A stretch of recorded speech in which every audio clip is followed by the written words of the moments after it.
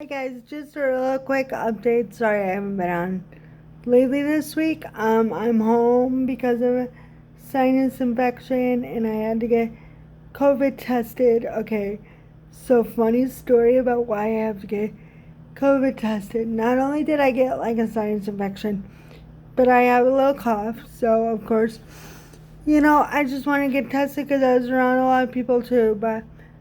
But the real reason I have to get COVID tested is because over the weekend, like my little 2 days off, I had gone to my leasing office to, straighten out some paperwork for not paperwork, but pay. I paid the rent because they didn't give me my discounted rent or whatever it is, your prorated amount. So, sorry, that's my soup in the microwave for dinner, part of my dinner. Anyways, um, so, okay, so the leasing guy comes out and I told him over the phone. We're on the phone, but I was standing outside there because I thought, okay, it's a nice walk for Jax, We're outside, have our mask on, and I was like, okay, can I I'm thinking, okay, was the leasing agent's manager, her leasing agent that came out and saw me from our building, his cat had COVID. So it was long story short, he didn't get tested. He said, oh, the cat didn't die of COVID, but he died 2 weeks. Within the 2 weeks of Sunday that I saw him. And I was like, did you get tested? And he's like, no, I didn't need to. And I'm thinking, the cat had COVID. I touched her pen. Oh my God. So I flipped out. So I'm getting tested because the cat had COVID. But that, and also I've been on buses and, I just thought it would be okay, and developing a cough and, with my condition, just be on the safe side. And I do have a sinus infection. I'm on Z-Pack. I've had this sinus infection for ever. It keeps it goes away and then it comes back, and we treated it with another medicine and it went away and now it's back again. So just got tested just to make sure, but just to let you know that if you are disabled, they do not help you with the test. So you're going to have to test yourself. They walk you through it. It's not, testing sites are not scary. Didn't scare me at all. In fact, I felt very safe testing. I only felt unsafe on my way home. I was on the bus, and the buses in San Diego have changed their routine now, and I feel very unsafe now that they changed it.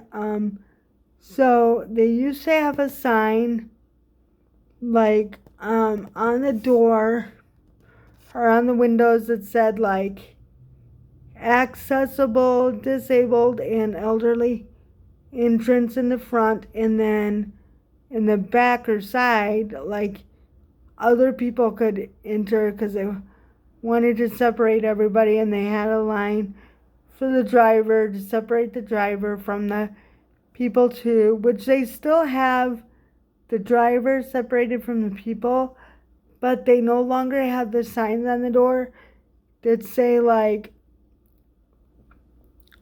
disabled people and elderly enter here and the other people enter in the back. They've dialed down and reopened their buses to have everybody enter in the front and everybody exit in the back, which we're still in a pandemic. I don't know why this changed, but anyways. So also, they changed it. It's still essential rides only. But to me, my feeling is that essential rides are starting to get more and more people. It's really weird. Like, people are getting on more than it used to be. And some of the bus drivers are removing their mask and then they're putting them on, and it made me feel really uncomfortable on the way home. And I feel really bad for homeless people. Just to let you know, I wanted to start a business a long time ago, and I'm still working on it. That if I ever came into a lot of money, I would rent out hotels or a big building. And my dream would be to rent out a big building and have a rehabilitation for homeless people, and have a medical facility for them in that rehabilitation, and then have a certain amount of days where they could stay, clean up, get a job, learn, have a learning center in there. So that's my biggest dream, is to help homeless people. And I guess the reason is because I believe everybody deserves a chance in life. Um, and I would love to help them and see them succeed. Um, but I feel really bad, but at the same time, this happened, and there was a girl on the bus who happened to be homeless. And I felt really bad for her because she was really needing some help. But it really scared me because she removed her mask. And of course, I'm a mask wearer. I know some people don't like, I know I'm promoting a lot of like COVID thing, and that's because it really scared me. In the beginning, it scared the bejesus out of me. Because when it first hit, I was in the hospitals. I was, around like, I was like all over the place. Okay, and in February, I got really, really sick. I was out for 2 weeks. So I got really, really sick. And with this COVID thing and seeing the things I've seen on the news, it scares me. And then hearing these things of changing the laws and the rules, how fast they did it, it scared me. It literally scared me. Because my degree is in persuasion. It's in all this stuff. It's in like the techniques of how they're using things, and like there's different theories and different ways of things being done that just, if you research it, you're not supposed to use fear. Okay, fear is like it's a persuasion technique that you're not supposed to use. It's like it's like no, it's like dangerous. It's like don't do it. Don't do it. So that really scared me because I'm looking at the theories and I'm like seeing like persuasion books fly open in my face. I'm seeing like all my books that I studied, all the textbooks fly open in my face. And I'm sitting there going, oh my gosh, this goes with this goes with this. Oh my gosh, what's happening to our world? Like I felt like we had lost control of everything, and like, we've been in other pandemics. So I told you before that I got the swine flu, which I did, and that's back on the radar too. Sorry, I had an itchy ear. But like all this going on, it really scared me. And to be disabled and be in this, and like, even if you're with people, I'm scared to death. It's like, okay, if you get a droplet in your nose and mouth, you might like choke to death. You might die. And then you see these people dying on TV, which is real. I'm not saying they're making it up. It's real. And it's like, oh my gosh, what do we do? It's like, how do I protect myself but go on with life? How do I like function and not freak out when I have to ride a bus, when I have to get to work, when I love my job? I love what I do. I love helping people. I love being out in the pandemic and doing it because that's my job, and I feel really useful and helpful. But at the same time, it's like, how do you protect yourself, protect your loved ones, and protect your animals? So, and I've been telling people that cats and dogs can carry it. Yes, they can carry it to a human. So that's why I got tested, is because of a cat. So anyways, I will talk to you later. Tomorrow I'm doing something fun. I promise. It's a painting. I'm doing paints. I'm doing, actually, I'll show you some paints tomorrow that I've done. I'm just going to be painting it's like a box type thing. It's really cool. It looks like a little basket. But anyways, I'm going to paint that for you guys and show you some of my artwork. I do typography from hand, so I can do it by hand.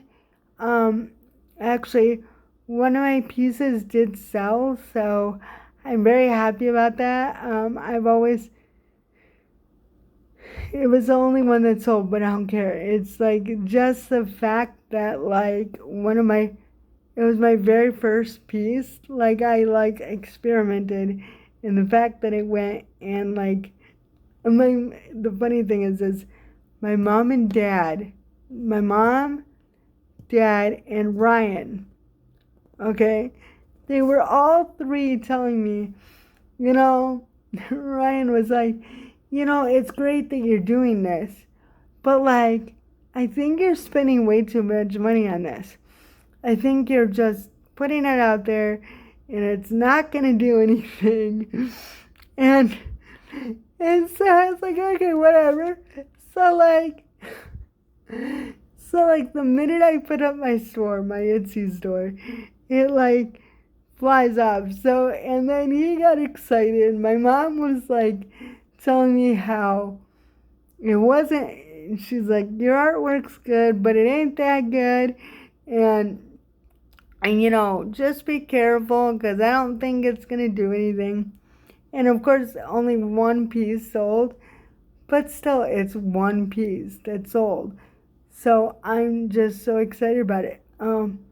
Still to this day, I'm excited about it. And I do have other pieces that didn't sell, but I can show you them. And then I'll paint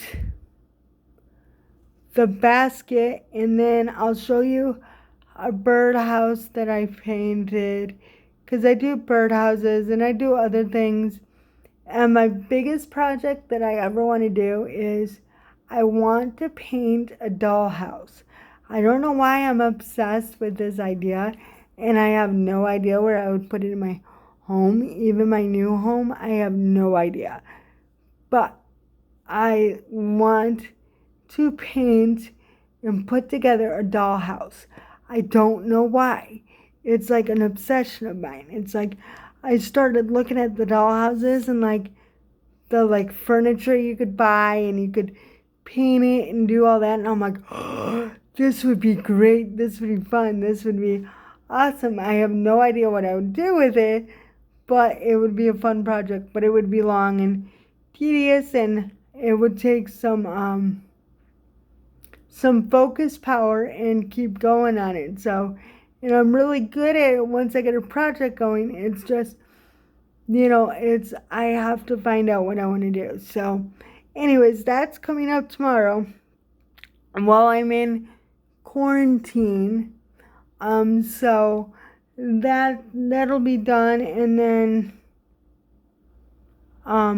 that's all I have planned for now. We're winding up to the move, so Friday I'll be packing.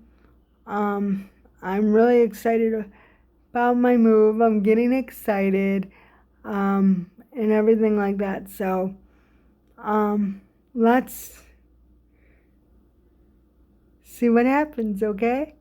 So, talk to you later. Bye.